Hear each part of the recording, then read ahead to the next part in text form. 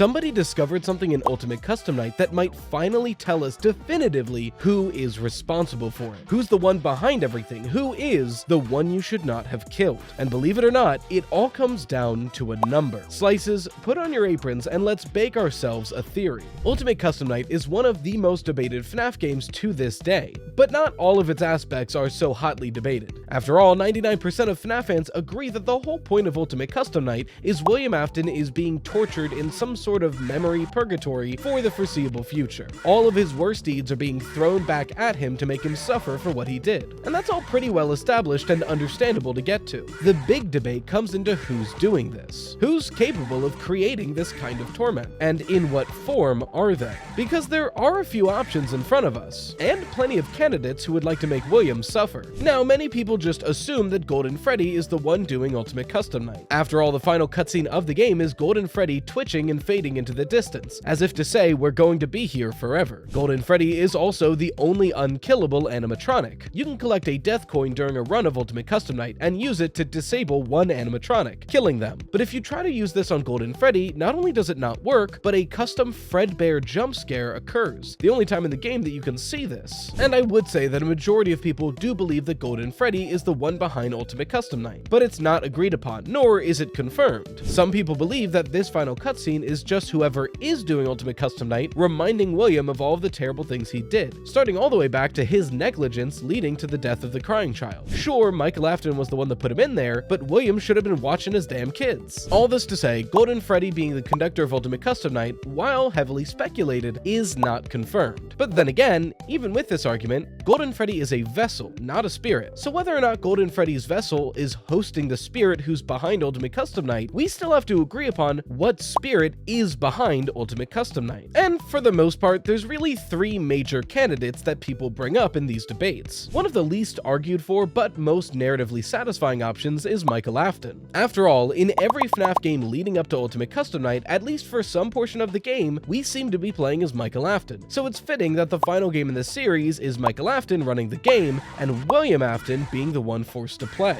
And Michael has been trying to stop William for the entire series, so him finally successfully doing that is narratively satisfying. But frankly, there's not a lot of evidence pointing to Michael being the one doing Ultimate Custom Night, outside of narrative satisfaction, which is subjective and not evidence. You can use how well it fits into a narrative as support for your argument, but it should never be the basis, and I'm not saying it is for Michael. There is some evidence to suggest that he's the one doing this. For one, of the three candidates I'm going to bring up, Michael Afton is the only one who's seen all of these animatronics, especially the nightmare animatronics. So if he's the one creating it, he would have had to see the animatronics. But that can be explained by the way that Ultimate Custom Night works. It's theorized based on what we know from the books that the way Ultimate Custom Night works is it's a conglomeration of the memories of William Afton and whoever is doing this, using both of their memories to force William to suffer. And sure, Michael Afton is the only candidate who's seen all these animatronics, but William Afton has also seen all of these animatronics. So as long as the person doing this is at least partly using William Afton's memory, which seems to be likely, then that isn't really an argument for only Michael Afton, just an argument that Michael Afton could be a candidate. So speaking of books, who's our next candidate? None other than Andrew. Andrew is a character from the Fazbear Fright series of short stories, and he's got some pretty strong evidence conceptually for doing Ultimate Custom Night, mainly down to the fact that in the Fazbear Fright story, The Man in Room 1280, Andrew is essentially doing Ultimate Custom Night on William. The story follows William being rescued from the FNAF 6 fire and brought to a hospital, and everyone agrees he should be dead. He's a burnt corpse in a hospital bed, but somehow he's still alive. There seems to be two consciousnesses inside of his brain when scanned, and whenever they try to kill him, some ghost of a little boy stops them in some way. At the end of the story though, he's wheeled to a Fazbear Entertainment warehouse, and he just kind of explodes onto a bunch of merchandise, infecting all of it with his agony. But we cut later to the epilogues, where we see the point of view of this little boy, Andrew, a spirit who, by the time we meet him in the epilogues, doesn't remember exactly why, but knows that he hated William Afton so much that he wanted to keep him alive to make him suffer as long as possible. Which, like, that's just Ultimate Custom Night, right? Like, keeping someone alive for the express purpose of torturing them forever. And if we had full confirmation that all of these books are 100% within the game's timeline, then this would be a settled case. We could just say that Andrew is doing Ultimate Custom Night and move on. But there's one major problem with this. There is not a single piece of evidence in any of the FNAF games that Andrew exists at all. The closest we've ever gotten is actually in one of the most recent FNAF games, FNAF Into the Pit from Mega Cat Studios. In that game, recreating one of the first Fazbear Fright stories, not only does it mention things that appear in the epilogues, like the ball pit and there's an Eleanor minigame, but we literally see the Stitch Wraith, the thing that Jake and Andrew's soul are inside of, outside of Oswald's bedroom window in a rare Easter egg. So like, that's Andrew existing in the games, but then we have to have the whole debate on if Into the Pit is a separate series of games from the mainline Steel Wool and Scott Cawthon games. We don't know, it's technically unclear. So because there's ambiguity, Andrew is just a candidate who doesn't have any evidence in these Scott/Steel Wool games. So who's our last candidate then? Cassidy. Everyone was waiting for it, but Cassidy is a big mystery for a lot of fans, understandably so. Because similar to Andrew, Cassidy doesn't technically have any evidence linking them to any of the games. We don't even know Cassidy's gender, but there are a couple of very important pieces of evidence to consider when considering the game's timeline. Firstly, the security logbook, something that came out alongside these FNAF games. And in that security logbook, we get a conversation from what seems to be between three speakers. Someone who writes in red ink, Mike, likely Michael Afton, judging from what he knows and what he draws, someone who speaks with faded text on the page, and someone who speaks through manipulating the text on the page. I won't tread over old ground. This book has been covered a lot. I myself made a video on this book not only a couple months ago, which you can find right here. Long story short, in my opinion, the evidence in front of us suggests that the three speakers are Michael Afton, the faded text is Cassidy, and the manipulated text is the crying child, who recently, through theories by BarBADroid and others, have been probably settled on Dave. But notably, that person named Cassidy is also missing some memories and believes their name belongs on a tombstone. And this name Cassidy isn't just something fans made up overnight. Scott Cawthon himself, in a Reddit post, hinted at the fact that Cassidy is important to the lore. Now we're going to Reddit. Mark knows to run away. In a Reddit post Scott Cawthon made, teasing the fact that they picked a script for the FNAF movie a long time ago, he showcased a bunch of scripts that didn't make the final cut. Scripts that they made but decided against. Some of them are very funny, like Plushies Take Manhattan. Scott, please make that movie, hire Jim Henson Company, but like specifically the Muppet department. But one of those scripts that they turned down was codenamed Cassidy. He mentioned that this would have been great for the lore divers and mega fans, but it would have lost casual audiences and been too confusing. So if Scott codenamed the lore-dense script Cassidy, then clearly this name is incredibly important to the lore. Pair that with the fact that, like I mentioned, they believe their name belongs on a gravestone, and in the FNAF 6 epilogue you get this image, with the tombstones of the MCI victims and one tombstone on the hill by itself. Many theorists agree that these four that have the MCI victim names and one blank one is the spot for Cassidy, the one on the hill being Charlotte. So pairing this all together, a lot of FNAF fans decided that Cassidy was the vengeful spirit, part of the missing child incident victims. And they are so vengeful because they were put inside the golden Freddy suit and the spring locks were turned on, giving them a more agonizing death and making them more aggressive. But at the end of the day, it is still a debate. There's no definitive answer either way, or possibly there wasn't one, until today's theory. So what is 14 theory?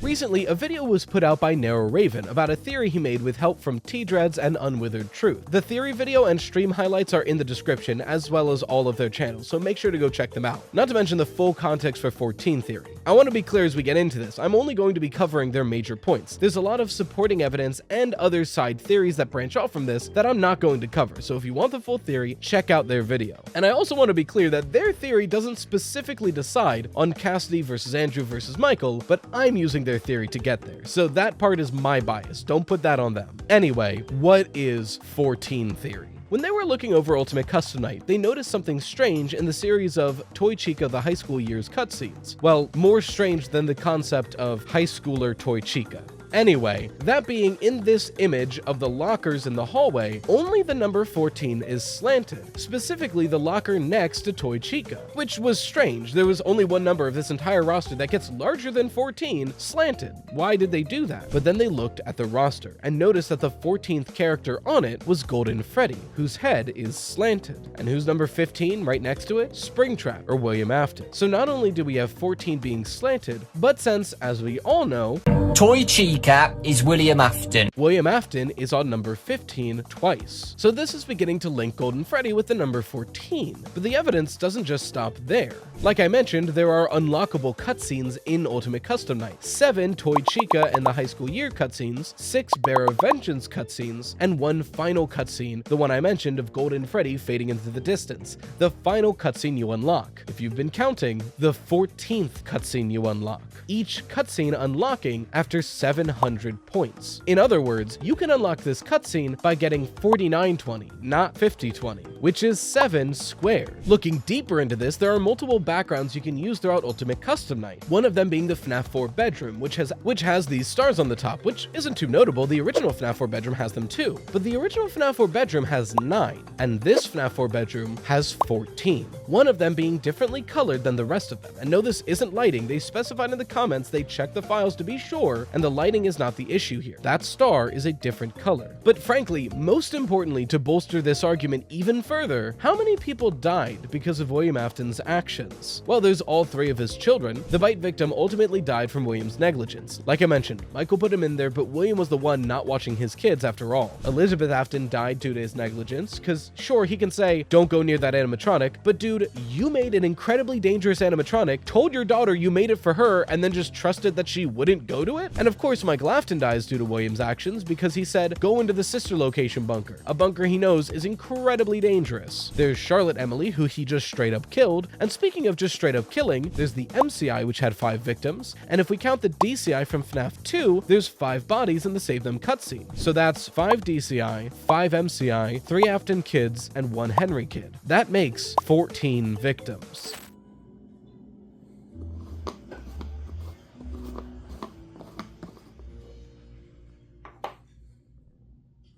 Hey, it's me, your Gamersupps.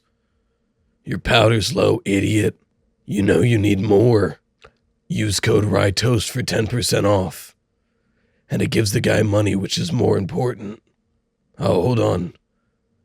This person needs to eat my face. Now, their theory goes on to cover sub-evidence and other possible connections, especially leading into the 7 motif throughout all of Ultimate Custom Night, especially since Ultimate Custom Night is the 7th game in the franchise. And that's incredibly worthwhile, and you should check it out in their video. But I want to stay on this number 14, because I think we can use this to actually solve not only Golden Freddy, but who's inside Golden Freddy. Because at the end of the day, why is the number 14 important at all, even if we can link it to Golden Freddy? Well, for one, there's the Ultimate Custom debate I mentioned at the start of the video. I think all of this evidence helps to suggest that this game is incredibly connected to Golden Freddy. And that being said, Golden Freddy's vessel is holding the spirit of whoever is conducting Ultimate Custom Night. They're throwing this number 14 in William's face. These are your misdeeds. These are your victims. This is what you've done. But if 14 truly is the number of William Afton's victims, then there's no room for Cassidy and Andrew to exist. I've in the past given credence to the theory that yes, Cassidy exists, but Andrew exists as well in the game's timeline. They exist separately and they fulfill separate roles. Cassidy is a victim of the MCI, and Andrew is either a secret 6th victim as explored in Into the Pit, or he's just some other victim from William that ends up becoming the vengeful spirit. It's the only way I could square it away in my brain, because we know for a fact Cassidy exists. Scott mentioned that this name is important to the lore.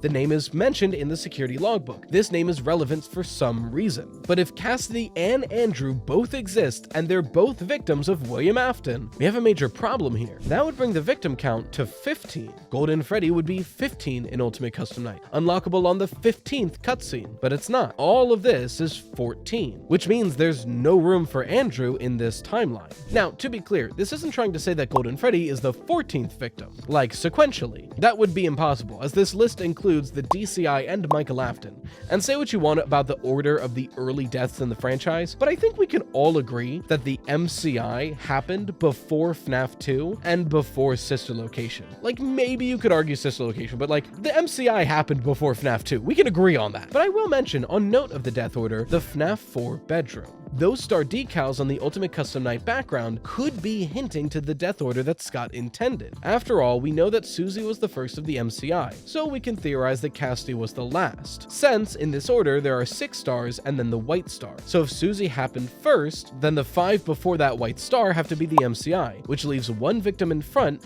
and 7 victims behind. If we can only put 1 victim at the very beginning of the timeline before the MCI, I think the bite victim makes the most sense. Otherwise, the MCI has to take place before, likely 1983, which conflict bite victim first in this scenario I think makes the most sense here. So we have bite victim, then MCI, then we have 2 stars for either Charlotte or Elizabeth back to back, then we have 5 stars for the DCI, and 1 last star for Michael Afton. And I'll be honest, I don't really understand, but I fell down this hill and I've got glue on my hands and I've got records on my fingers. That was a dumb joke. Anyway, I'll be honest, I don't know how I feel about that death order. MCI happening before Charlotte or Elizabeth's deaths feels strange to me, but it is possible. And this is solid evidence for it. Regardless, it's worth bringing up. But that's how I feel about a lot of this theory, to be honest with you. I think this is the perfect example of my favorite kind of FNAF theories. I'm not presenting this theory to you that someone else made to say that this is definitively truth, and if you disagree with it, you're stupid, that's the only way to believe. Is it 100% guaranteed to be true and inarguable? No, not really. It is completely likely here that this is just an insane coincidence. But Scott doesn't do coincidences. Yes, he does. Shut the hell up. But this seems logical, and there's a pattern here that you can follow and keep stretching out to find different connections endlessly. Anytime you see Golden Freddy linked to 14 or William Afton linked to 15, you can make a connection here. The fact even got brought up that the 15th story of Fazbear Frights is The Man in Room 1280, the story all about William Afton.